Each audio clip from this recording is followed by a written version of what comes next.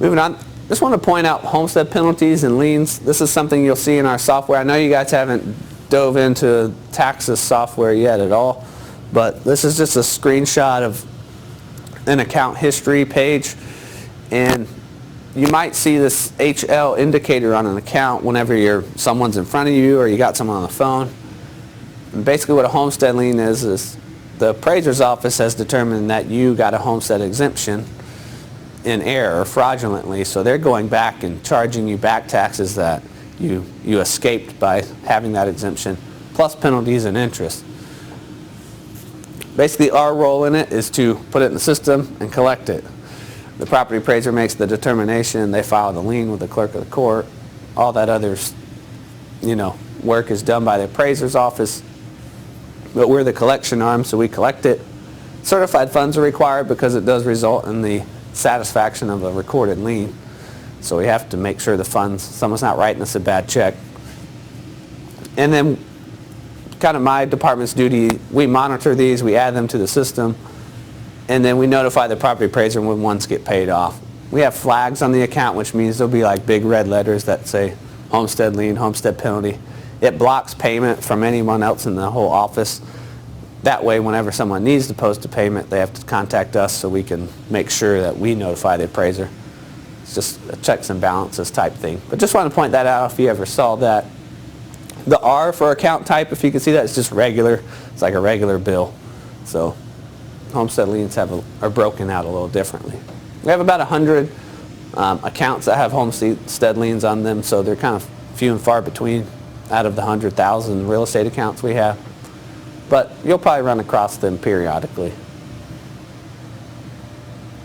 Bankruptcies, this is maintained by our tax department as well, but you may see bankruptcy flags in big red letters. We monitor all Chapter 7, 11, and 13 cases.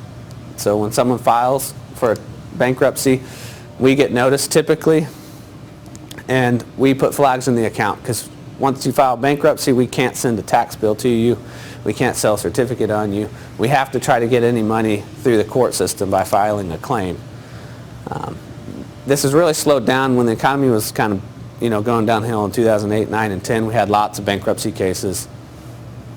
And so it was kind of an ordeal and an undertaking to make sure that we had them flagged properly and weren't sending out bills or trying to enforce collection whenever we shouldn't be. A lot of these cases, Chapter 11s can last up to 5 years, and we get payment plans. So if someone has a large tax bill, they might set up a 5-year payment plan to pay back those taxes. I didn't really touch on earlier, but the annual tax bill that goes out in November, property owners have to pay the total amount in full. They can't submit us a payment for half or a portion. They have to pay it all at one time. This is one of those exceptions to that rule. If there's a bankruptcy payment plan that may be broken up where a judge has ordered that they can pay us back over, say, 5 years. But why we monitor these is to make sure they get paid back at the correct rate of interest.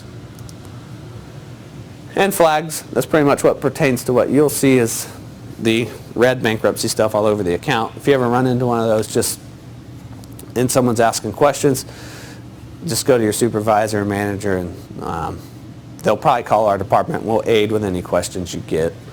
Pretty much everything we do here is public record. Some bankruptcy stuff is not public record, so that's why we always insist that y'all talk to us first. And not a lot of times people come into the office asking about bankruptcy. Typically they call our department. So, and there's not a lot of accounts out there too. We have about 100 cases right now active. And that's stayed steady at that for the last few years.